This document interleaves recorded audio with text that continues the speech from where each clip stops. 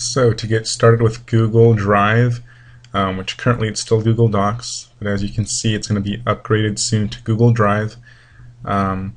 If you don't have a Google account, you can sign up very easily by clicking on the sign up button here, and all it asks for is an email, and then you create your password and then your location. That's it. It's very easy to sign up. Once you do that, you type in your information and you'll have a page that looks like this when you sign in. And so right now, because I already have an account set up, I have files in on my page here. Yours will be empty, of course. Okay, but it's very easy to get started.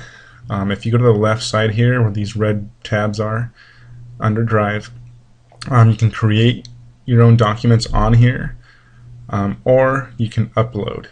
Okay, and it's pretty cool because now you can create pretty much anything that you would on using Microsoft, the Microsoft software. Documents. Okay, you can make a word processing document, and it has all the functions that the program has. So you can change the text, all that stuff. All right.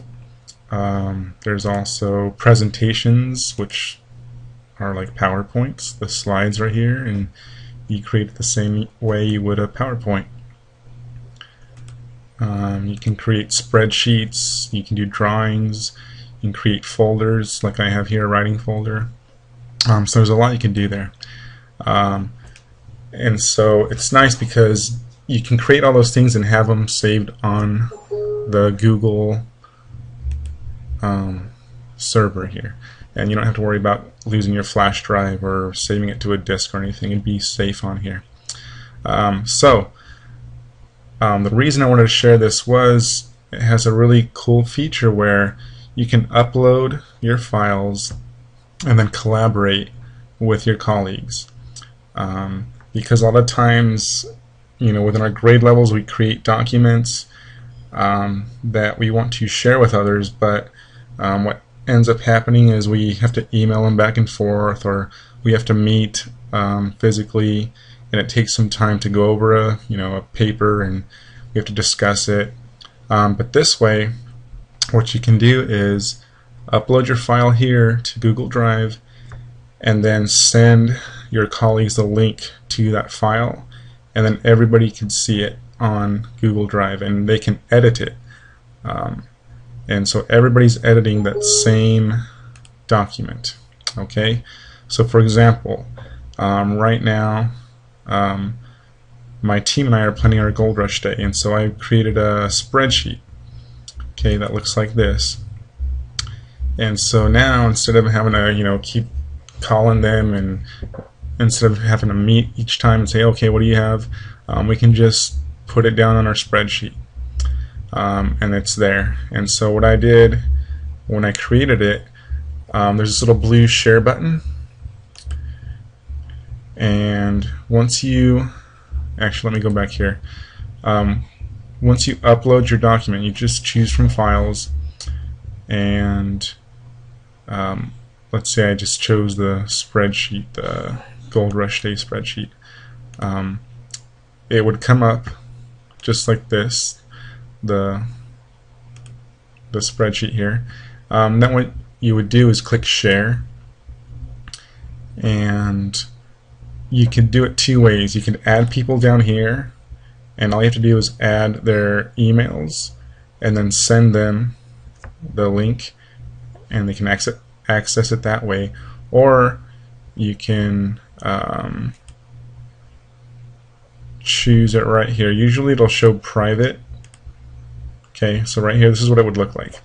When you create a document, it's always private, only you can see it.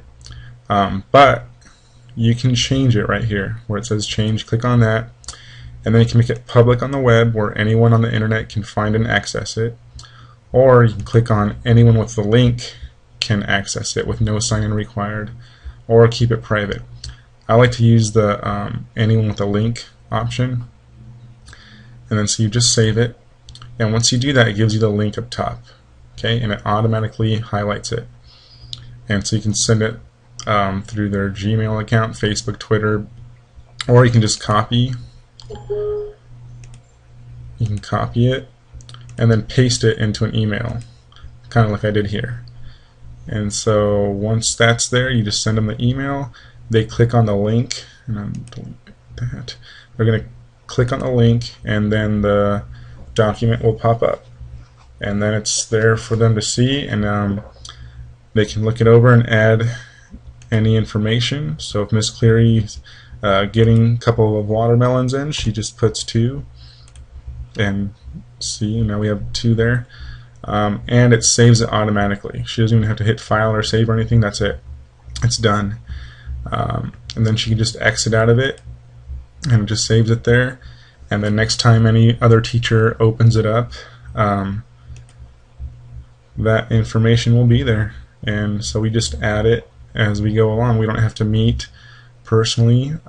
We just keep adding, and then in the end we'll just finally set a date to meet, and we'll have all our information. It works really good with other types of documents too, like our study trip donation notice. We had to meet a few times to go over it, but instead of having to do that, we could have just done this, put it on here, and then we each make our little changes, add whatever we want to add, correct any spellings or whatever, fix the like this right here, there's something wrong with the centering here. Either way,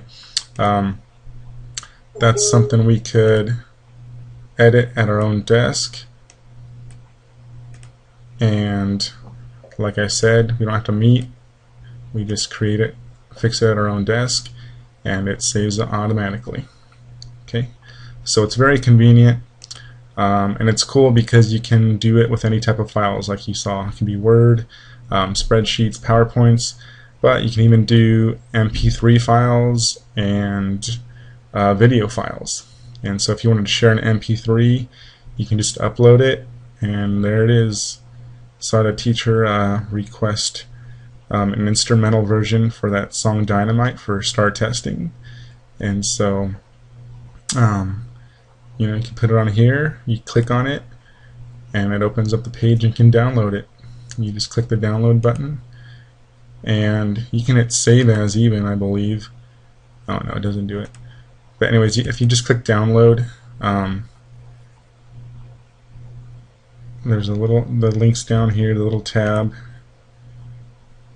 and you can show it in a folder or just open it depending on what's on your computer. It might open it on iTunes, but you can even open it to save it, and that's pretty cool. So different types of files where you could collaborate with your colleagues, and it's a pretty convenient tool. So hopefully you can get some use out of it, and hopefully you learned a little bit about it so you can get started. Alright, enjoy.